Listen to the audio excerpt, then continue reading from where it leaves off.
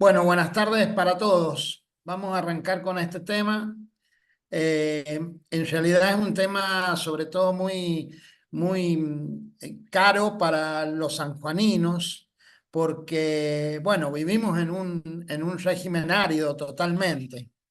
Un problema que tenemos a menudo acá en San Juan, quienes tasamos, es la consideración del agua de riego, ya que estamos en una zona de bajísimos caudales pluviales, o sea, por precipitaciones de lluvia. Sí o sí, nuestra agua de riego proviene del deshielo de las aguas, digamos, de origen nibio en la cordillera. Eh, esta charla, esta ponencia, va a tener 4 puntos, va a tener 3 puntos, 3 o 4, porque uno se subdivide. Primero voy a explicar sobre la situación hídrica de la provincia de San Juan. Después la dotación de agua de riego, el concepto que tiene esta dotación de agua que es otorgada por el Departamento de Hidráulica. Y por último, el criterio de evaluación, tanto en un método físico como en un método por servicio. Vamos a empezar con la primera parte. Si ustedes ven esta imagen de mayo del 2003, eh, nos encontramos en una zona, acá no sé si se ve el puntero del mouse, eh, donde, donde se ve que en ese momento habían cultivos. Luego comenzó un proceso, a acentuarse un proceso de sequía, de déficit hídrico, que ha asumido a toda la región, y nos encontramos con esta imagen del 2024 de un sector del norte del Valle del Tulum, donde la sequía ha hecho estragos y ha hecho abandonar a gran cantidad de áreas cultivadas históricamente, ¿no? Esta situación lleva a que el agua sea un recurso muy escaso y que por lo tanto haya que tener digamos, cuidado especial, y que esto condiciona el valor de la tierra, porque muchas veces cuando tasamos tierra, los agrimensores que nos dedicamos a la tasación, fundamentalmente lo que estamos tasando es disponibilidad de agua. Y eso es algo que tenemos que tener muy claro, ya lo vamos a ver más adelante. San Juan, podríamos decir, como dice el texto, del desierto al oasis, porque en lo que hay bajo ciego, nos encontramos que tenemos la imagen de la izquierda, nuestra clásica avenida de circunvalación verde, porque hay una asistencia de riego artificial por goteo, perdón, por cañería subterránea, y la margen izquierda es la antigua imagen de la avenida de Circunvalación cuando no estaba aún hecha esta obra.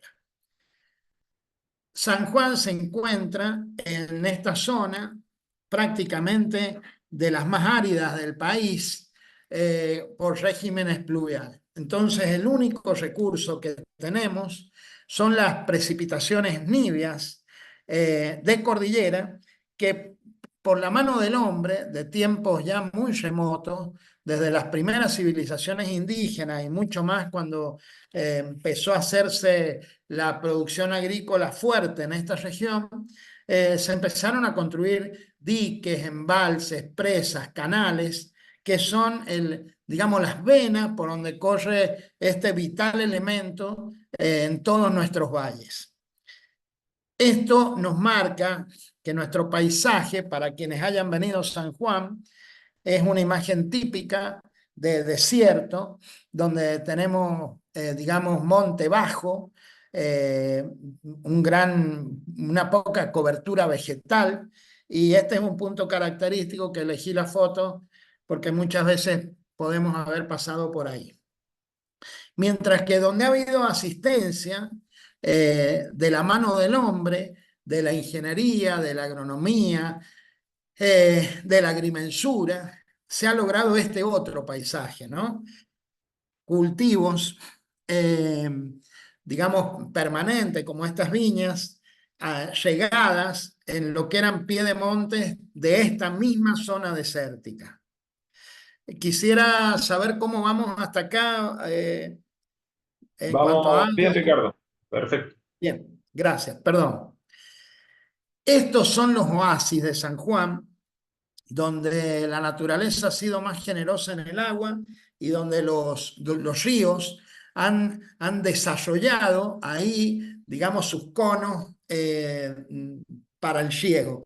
Y muchas veces estos han sido extendidos por la mano del hombre por estas redes de canales, ¿no? Una de las más extensas del mundo es la red de canales que tiene la provincia de San Juan. Un dato, digamos, como para tener de referencia. Cuando se cultiva el cultivo de la vid, en cualquiera de sus modalidades, payal, viña, espaldero, en las zonas donde se cultiva por precipitaciones pluviales, por lo menos tendrían que haber 600, 700 milímetros anuales de precipitación. Acá hemos hecho un cálculo con 900 milímetros, es decir, que en una hectárea estaríamos aportando anualmente 9.000 metros cúbicos. Mientras que cuando llegamos con asistencia a través del agua que recogemos, digamos, en la cordillera y es transportada por nuestros canales, en realidad el equivalente sería dar 0,29 litros por segundo para mantener el mismo tipo de riego. Esto lo hago en relación por lo que va a venir más adelante, que es que esa es la dotación que nos está dando el Departamento de Hidráulica. El riego en San Juan, a través de canales, el agua es repartida por una institución de gobierno que se llama Departamento de Hidráulica. Esa repartición, que es un sistema, digamos, compartido porque las juntas de riego son de los regantes, el gobierno de las juntas de riego la tienen los regantes y la administración del agua la tiene el Estado a través del Departamento de Hidráulica, tiene una particularidad, por eso destaco este artículo. En San Juan, en el artículo 51 dice, la medida, extensión o magnitud de la concesión se determina en hectáreas, traducidas a litros por segundo, si es para riego o en litros por segundo para los usos restantes. Cuando se trate de usos hidroenergéticos, la magnitud se expresará en caballos nominales. Como lo que nos ocupa acá es el aspecto rural, una cualidad que hay es que el agua que entrega hidráulica, la magnitud de medida es hectárea, no es metros cúbicos, no es litros, sino es hectárea. Y por la ley de agua de hidráulica, lo que se debería entregar es 1 litro por segundo por hectárea. Actualmente, con la crisis hídrica que hay zonas que tienen un coeficiente de riego que disminuye, porque el agua en realidad se divide entre los regantes la que está. Es decir, el agua, el volumen de agua que se afora a la entrada de estas presas, de estos diques, es el que se distribuye en los canales principales, canales matrices, hasta llegar a cada una de las fincas que toman esa agua. Bien, esta distribución de agua que se hace por hectárea, el Departamento de Hidráulica debería entregar 1 litro por segundo por hectárea. Nunca en la historia creo que se ha entregado, y con este creciente déficit hídrico que hay, cada vez es menor, y hay zonas donde se está llegando con un coeficiente de 0,20, 0,25, es decir, prácticamente la cuarta parte de lo que se debería entregar. Bueno, como para aumentar elementos de esta pequeña charla, el derecho patrimonial es un derecho subjetivo, es decir, la concesión para uso agrícola no da a su titular ningún derecho de dominio sobre el agua pública, sino que crea a su favor un derecho patrimonial subjetivo de uso excluyente para el riego de la propiedad. Es decir, que sería lo más parecido a una concesión, digamos, ¿no? No tiene disponibilidad plena, no puede salir a purificar y envasarla al agua, porque se le ha dado para riego.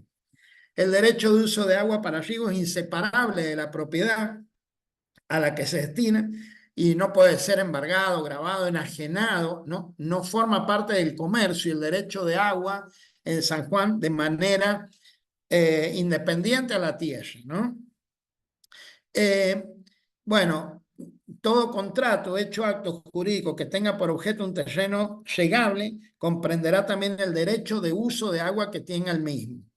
Y es perpetuo, es decir, las concesiones de agua se dan a perpetuidad. Esto es un detalle de un informe de contribuyente donde dice qué parcela es, quién es el titular. Fíjense, un dato a tener en cuenta acá abajo donde dice superficie, 3 hectáreas, punto 355, dotación, 3 hectáreas, punto 355. Es decir, en este caso, este ejemplo tiene la misma superficie en tierra y la misma dotación en hectáreas, es decir, tiene agua para toda la extensión. Bueno, acá dice que es carácter permanente del río, la capacidad en hectárea. Bueno, ¿por qué canal recibe el agua? Esto sería el dato que da. Esto es una factura de pago. Fíjense que los montos, y todavía no sale la factura del 2024, pero es muy económica el agua de riego. El agua de riego agrícola tiene un valor que no lo supera ningún otro sistema de riego que pudiéramos tener. Ya lo vamos a ver más adelante. Y acá hay una imagen para ir terminando esta situación de distribución de agua, donde tenemos 3 parcelas en la misma manzana rural, una que tiene 5 hectáreas de tierra y 2 hectáreas de dotación. Otra que tiene 5 hectáreas de tierra con 5 hectáreas de dotación de agua y otra que tiene 5 hectáreas de tierra y no tiene dotación de agua. El impacto del agua en la fisiografía de cada una de estas parcelas es totalmente distinto. Esta tiene un sistema de cultivo rotativo porque el agua le es insuficiente. Esta tiene agua para toda la extensión y se ve que mantiene todos los cuarteles regados. Y esta que no tiene agua está perdida, no es, digamos, económicamente productiva. Puede ser muy buena la calidad de tierra, tanto como estas otras, pero al no tener agua productivamente no es viable esa propiedad. Bueno, hasta acá llegó lo que eran las primeras 2 partes, que era la situación hídrica de la provincia y la distribución del agua en la zona bajo riego hecha por el Departamento de Hidráulica. Esta situación que vemos acá de que podemos tener totalmente dotación de agua, parcialmente o no tener agua, se manifiesta, por ejemplo, cuando hacemos una tasación en el valor de la tierra. Y el valor del terreno libre de mejoras va a ser igual a un valor básico, como ya lo sabemos calcular por homogeneización de antecedentes de la misma zona, por la superficie de nuestra parcela, por un coeficiente de riego, por un coeficiente efológico y un coeficiente de aptitud agrícola. Ese coeficiente de riego va a ser igual a una superficie homogenizada dividida en la superficie total. Y esa superficie homogenizada la vamos a considerar como la superficie con derecho más la superficie sin derecho por 0,20. Fíjense que cuando no tenemos derecho de agua, el valor de la tierra pasa a ser una quinta parte del valor de la tierra con agua. Si nosotros tenemos una hectárea de tierra que vale $10.000, la misma hectárea de tierra sin derecho de agua va a tener un valor de $2.000. Es decir, los otros 8.000, si bien el agua no forma parte del mercado, pero son del agua. Es decir, el agua vale $8.000 en ese ejemplo que he puesto y 2.000 vale la tierra. Esta es una característica típica del valor que tiene el agua en un desierto. Aquella pregunta de primeras clases de economía cuando se nos decía ¿cuánto vale un vaso de agua? ¿Y cuánto vale en el medio del desierto? Bueno, acá lo estamos viendo. En estas condiciones el agua vale 4 veces y la tierra vale 1 vez. De los 5 quintos del conjunto tierra-agua, 4 quintos se lo lleva el agua y 1 quinto la tierra. Este 0,20 se ha ido manteniendo a lo largo del tiempo, tanto que figuran normas del Tribunal de Tasaciones. No hace mucho se hizo un análisis para ver si seguía manteniéndose y sí dio en ese momento 0,217, pero no se modificó porque la muestra no era tan importante. Este es el principio por el cual la tierra con agua tiene un valor y la tierra sin agua tiene un valor totalmente distinto. Pero, bueno, intervienen dos coeficientes más, que era el edafológico y el de aptitud agrícola, en esta fórmula, y ahí los he querido definir. El coeficiente edafológico valora o deprecia el suelo por sus características propias de la tierra, ¿no? Por la edafología del suelo. Y el de aptitud agrícola valora o deprecia el suelo por la disponibilidad para ingresar al circuito productivo.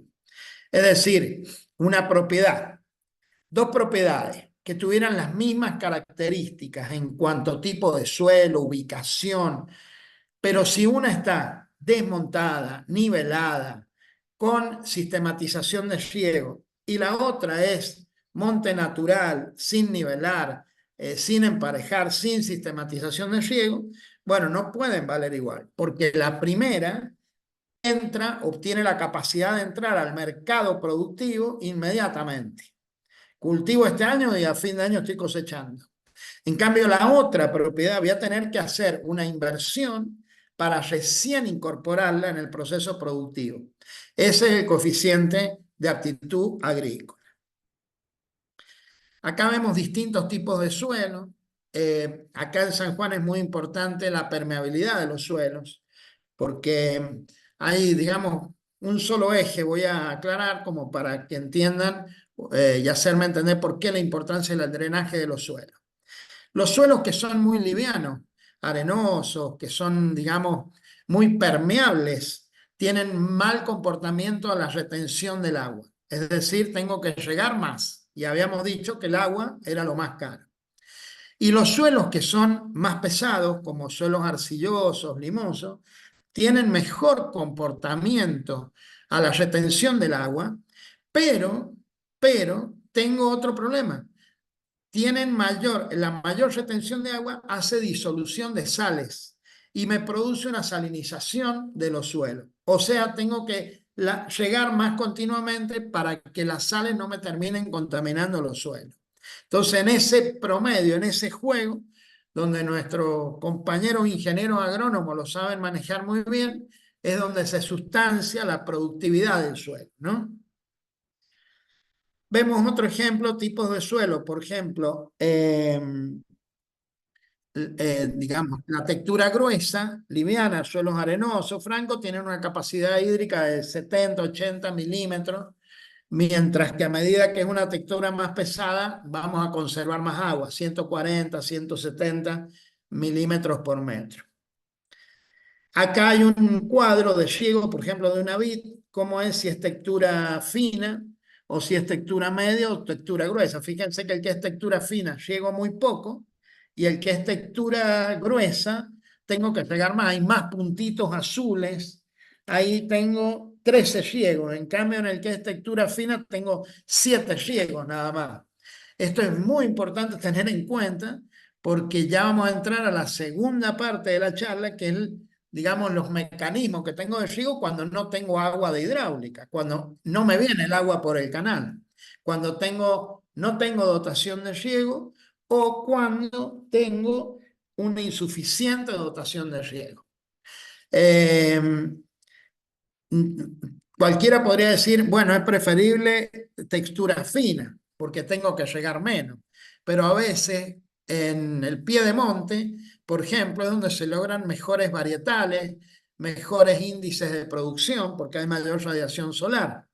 Y no tengo textura fina. En el pie, en los conos de deyección, es donde tengo textura gruesa. Entonces a veces uno dice, no, prefiero regar más, pero voy a localizar mis propiedades, voy a hacer explotaciones en los conos de eyección o en las zonas altas, porque voy a después tener mejor producto y voy a tener un mejor valor a la hora de competir en el mercado. No es solo elegir la opción del riego, sino también qué voy a hacer. Lo he planteado desde la vid, pero hoy está siendo muy revolucionario el cultivo del pistacho. Prácticamente, hasta al menos el año pasado, el 80% del pistacho que se cultivaba en el país estaba en San Juan. Y este ha venido a instalarse en la zona, digamos, en un cinturón periférico al Valle del Tulum, donde no tenemos prácticamente agua de riego de hidráulica y todo se hace mediante riego de agua subterránea, mediante la extracción de pozos y perforaciones para electrificados prácticamente el 100%.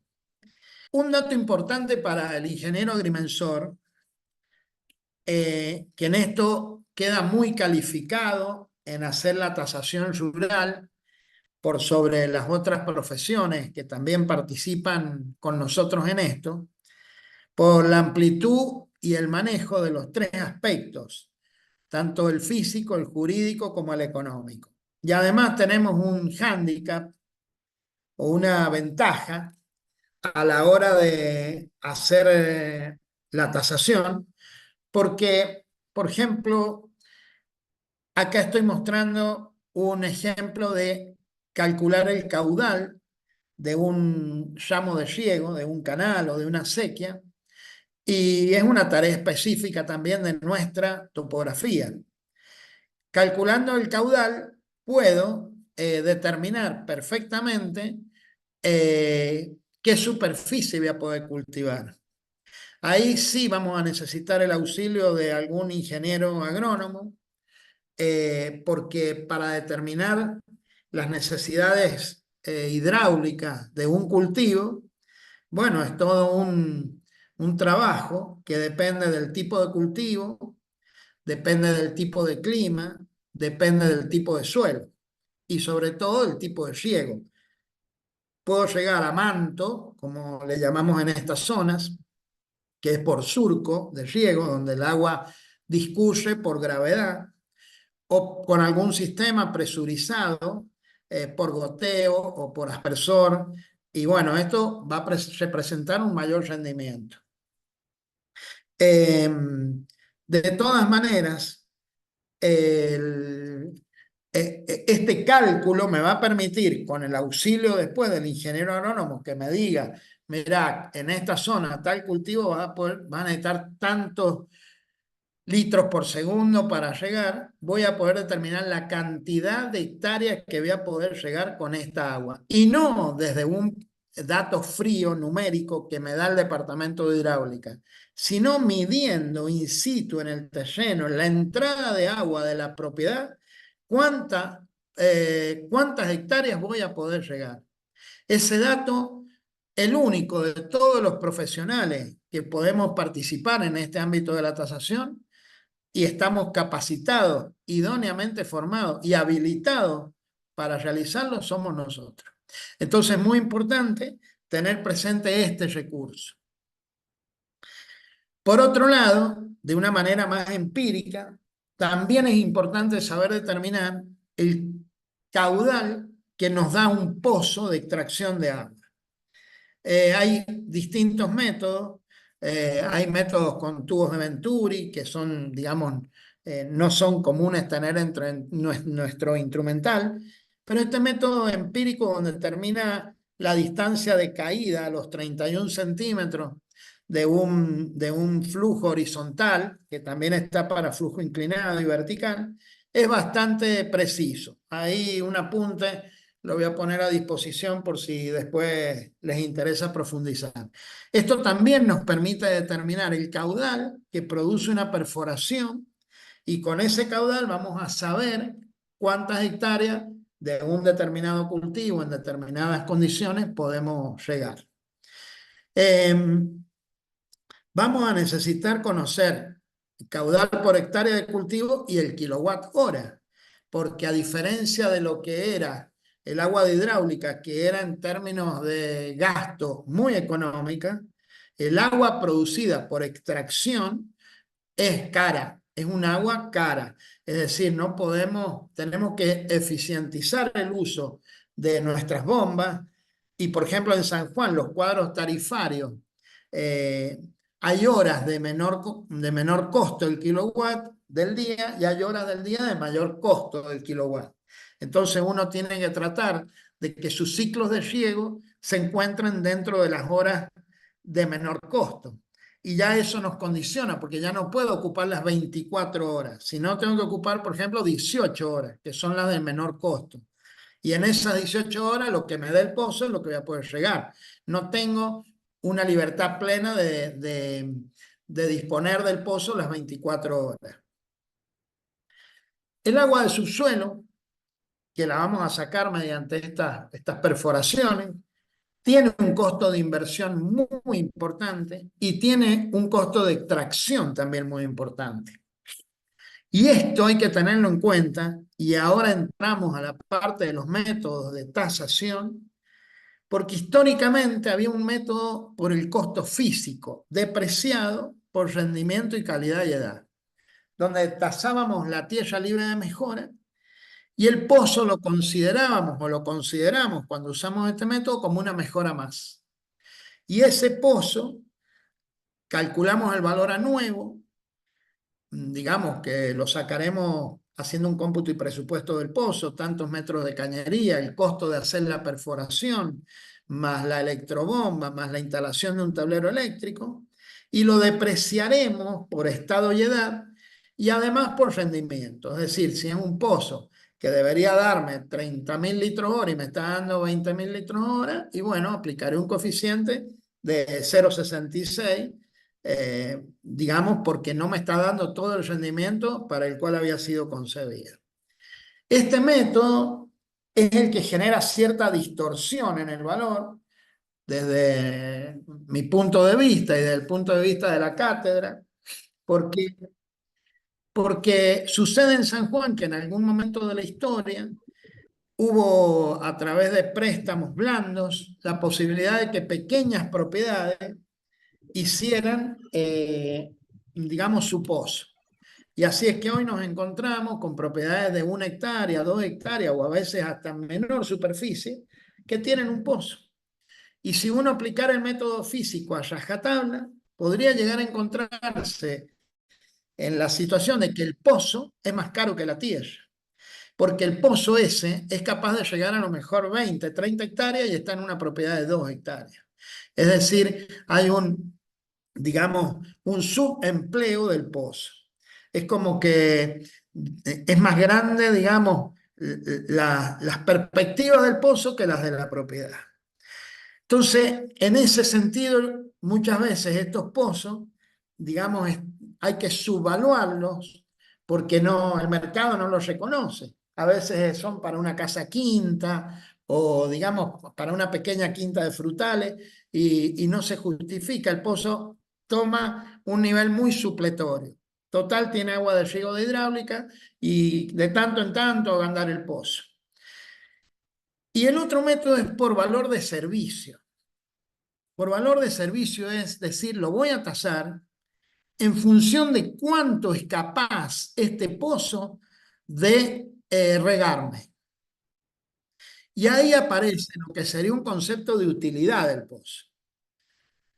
Y acá vamos a poner que el valor de una perforación no lo voy a tasar por su valor físico, sino que lo voy a tasar por la superficie servida, es decir, la capacidad que tiene de llegar. ¿Cuánto llega? Tengo una propiedad de 100 hectáreas y hay un pozo, pero no puedo llegar a las 100 hectáreas. Con ese pozo llegaré 30, 40, 25 hectáreas.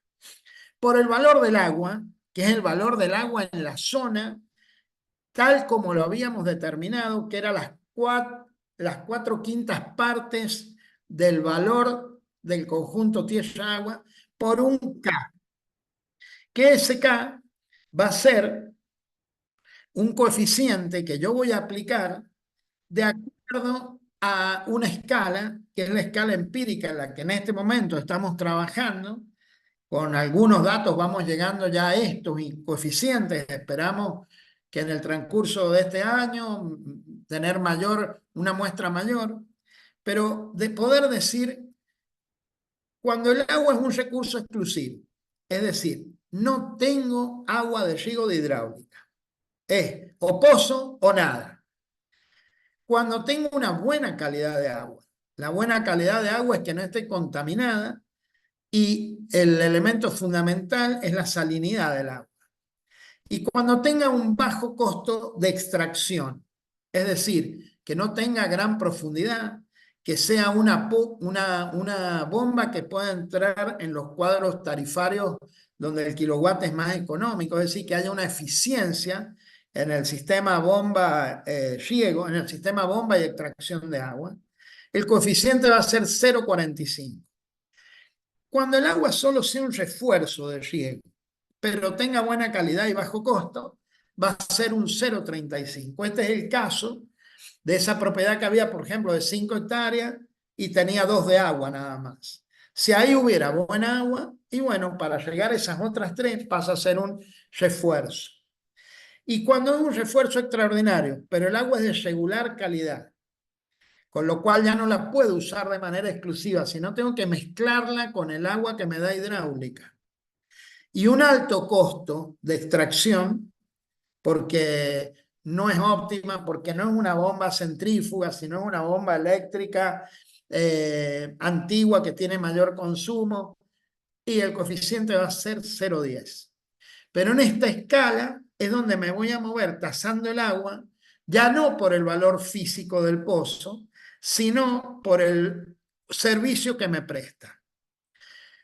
Ese conjunto, instalación eléctrica, pozo y instalación eléctrica, y, digamos, cañería y bomba, ese conjunto, también va a tener que ser valorado por estado y edad.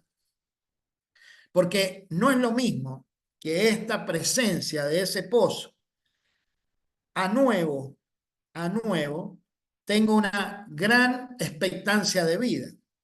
Pero si ya tiene 60 o 70 años, porque hay pozos que tienen esa edad, y probablemente tenga que cambiar cañerías, probablemente tenga que cambiar bombas, es decir, me encuentro frente a una situación, digamos, de que sí, ahora me está dando gran rendimiento, pero la expectativa futuro no va a ser buena porque voy a tener que hacer grandes obras de mantenimiento en ese pozo.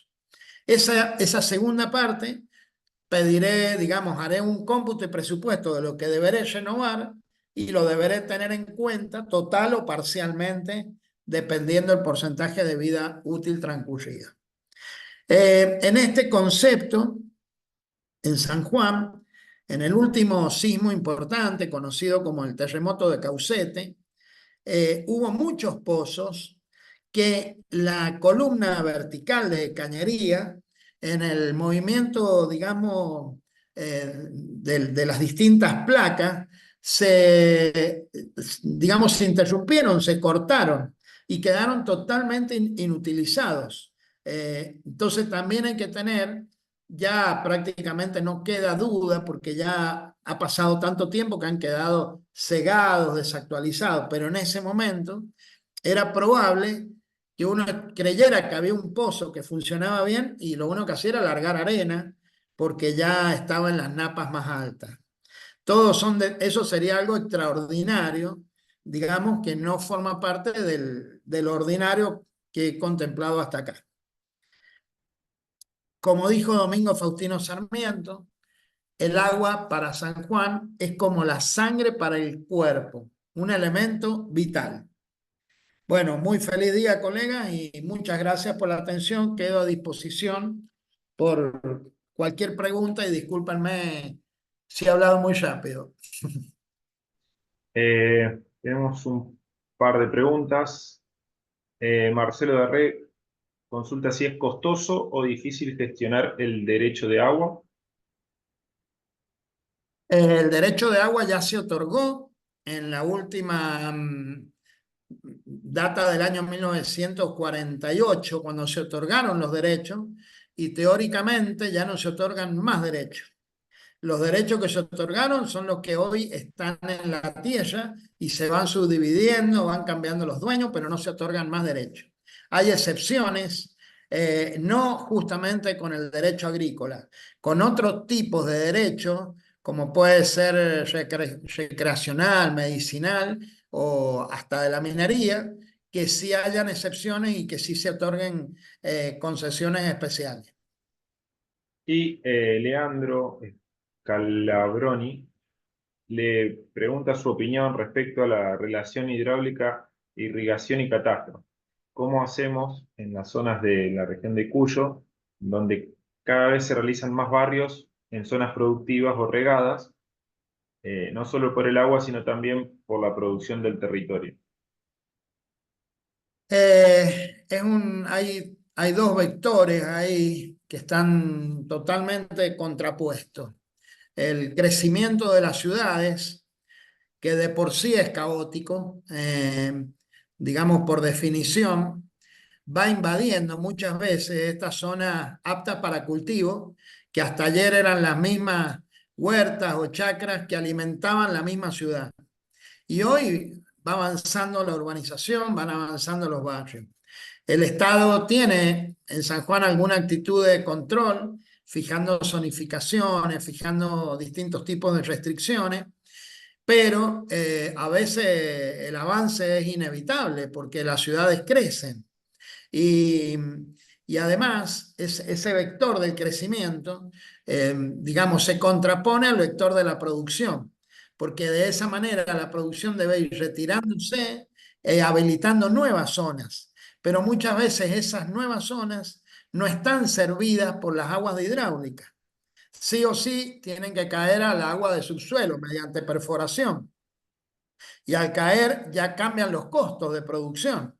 Entonces son dos vectores muy difíciles digamos, de complementar, donde los agrimensores tenemos roles muy importantes, sobre todo en lo que se refiere al ordenamiento territorial si uno pudiera trasladar las aguas de estas zonas y llevarlas a nuevas zonas que se incorporen para el cultivo, sería lo más saludable, pero a veces no es del todo posible.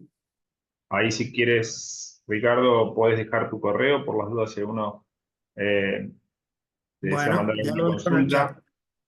Eh, También saludos en el chat. Bueno, Ricardo, agradecerte en nombre de la Federación y el Instituto. Muy interesante la charla. Bueno, muy bien, muchas gracias por este espacio. Está a disposición, si alguien lo quiere, el PowerPoint más dos apuntecitos más y hasta un ejemplo. Queda a disposición, ya veremos cómo a través de algunos de los representantes de San Juan, por el mail de ellos se los hago llegar. Y muchas gracias por esta oportunidad y feliz día para todos los colegas y por una agrimensura que siga creciendo.